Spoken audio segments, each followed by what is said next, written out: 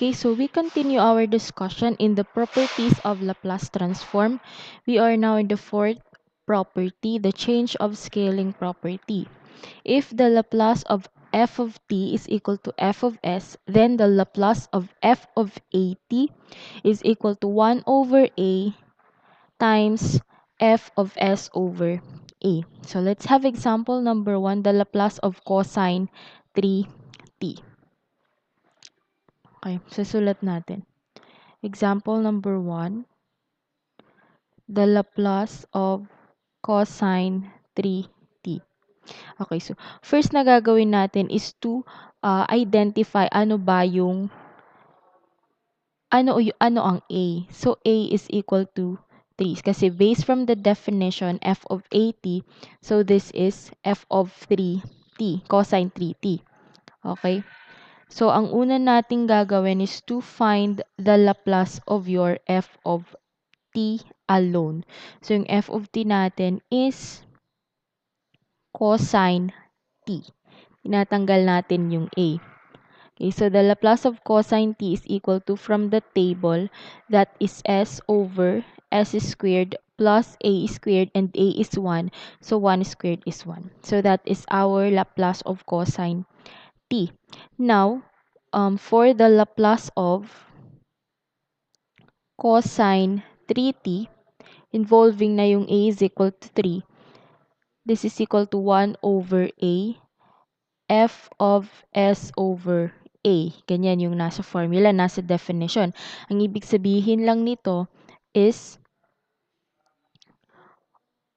all s substitute with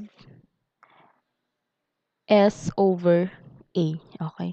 So, since a natin is 3, so i-substitute natin si s over 3. So, lahat ng a dito sa Laplace ng cosine t natin, Laplace of f of t natin, palitan natin or substitutan natin ng s over 3.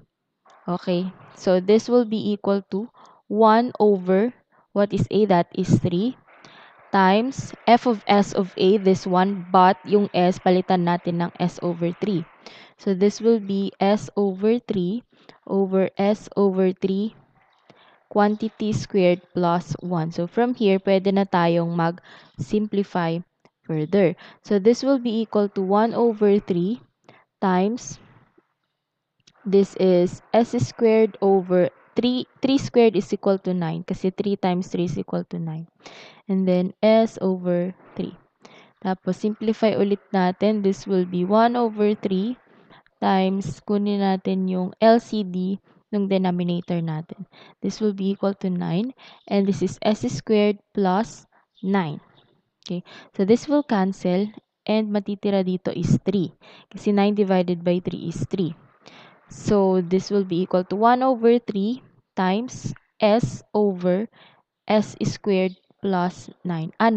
Multiply pa natin si 3 doon sa numerator. Yung in, out, out. Ayan. So, this will be equal to 3s. And, of course, this will cancel. So, our final answer for the Laplace of cosine 3t will be equal to s over s squared plus 9, which justifies yung nasa table natin na the Laplace of cosine 80 is equal to s over s squared plus a squared. So, that is number 8 sa table natin. So, that is example number 1. Now, let's try example number 2. Yung example number 2 natin is the Laplace of cosine hyperbolic 5t. So, yung gagawin ulit natin dito is to get the Laplace of cosine ft first. Okay? Sulat natin dito number 2. The Laplace of cosine hyperbolic 5t. So, kunin muna natin yung Laplace of cos t. Yung a natin is equal to 5. Okay?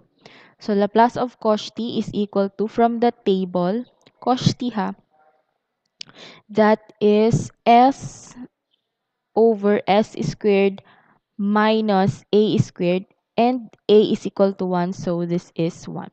So from here, and then kunin na natin yung Laplace of cosine hyperbolic 5t. This is equal to 1 over, what is a? That is 5. Okay, so 1 over 5 times, okay, so since 5 yung a natin, lahat ng s, palitan natin ng s over 5. So this will be equal to s over 5. Ito yung equation na papalitan natin. And then this will be equal to s over 5 quantity squared minus 1.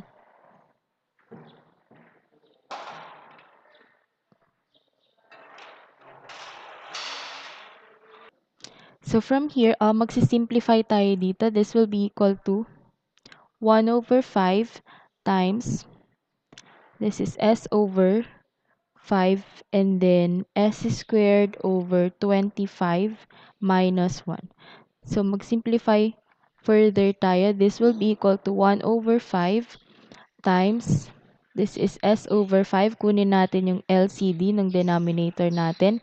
That is 25. And this will be s squared minus 25. So this will cancel. Ang matitira dito is 5. And then, multiply natin in, out, out. This will be equal to 1 over 5 times 5 times s, that is 5s over s squared minus 25. This will cancel. And the Laplace of our cosine hyperbolic 5t will be equal to s over s squared minus 25. So this is our final answer for example number 2.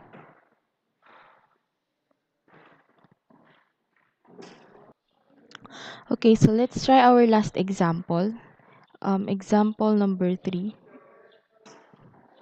Ayan. Example number 3 natin. If the Laplace of the function of t is equal to x cubed minus 2s plus 1 over s squared minus 4, find Laplace of 2t. So sa example na to, given na tayo ng the Laplace of the function of t. So the Laplace of the function of t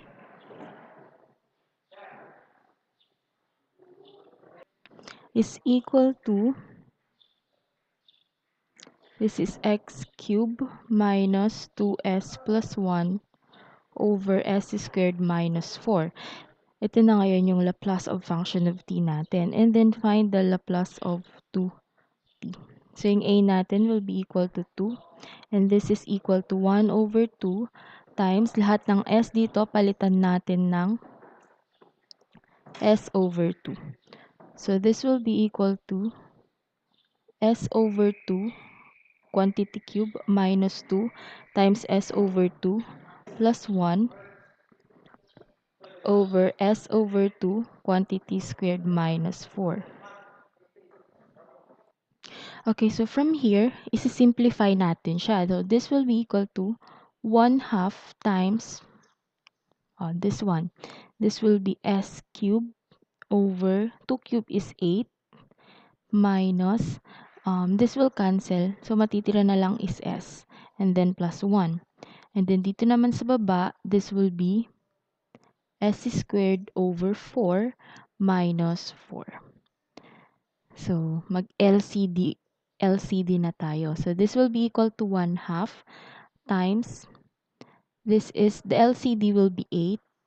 And then 8 divided by 8 times s cubed, that is 8. And then minus 8s plus 8. Okay? And then dito naman sa denominator natin, our LCD will be 4. And this is s squared minus 16 kasi 4 times 4. Now, this will cancel. Ang matitira dito will be 2.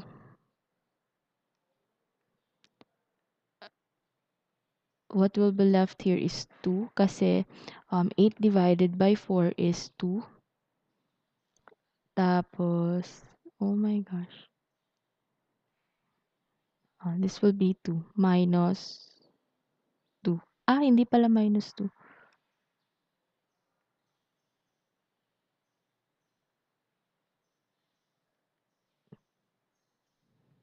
This will be 2. And then, this will be 1/2 times, this is over 2, tapos s cube minus 8s plus 8 all over s squared minus 16 kasi yung denominator na lang natin dito is 1. So, gawin ulit natin yung in, out, out. This will be equal to s cube minus 8s plus 8 over 2s squared ito. 2s squared minus 32. So, from there, i-finalize na natin yung answer natin by multiplying this one dito sa part na to. So, the Laplace of our 2t, given the Laplace of function of t is equal to s cubed minus 2s plus 1 over s squared minus 4 is equal to, this is s cubed minus 8s plus 8 over 4s squared minus 64. So that is our example number 3. So that ends my discussion in the fourth property of Laplace transform, that is the change of scaling property.